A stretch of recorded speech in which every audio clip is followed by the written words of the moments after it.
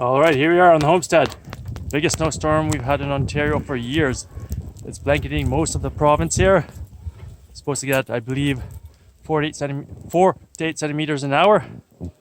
And it's already snowing for 2.5 hours.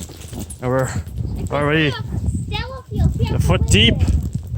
Coming down good. It's supposed to be doing this all day. We're going to hunker down. I might go play on the snowmobile for a bit later on, just because it's going to be super fun. Stay safe out there, guys, and hunker down and have fun in the snow. We'll see you out there.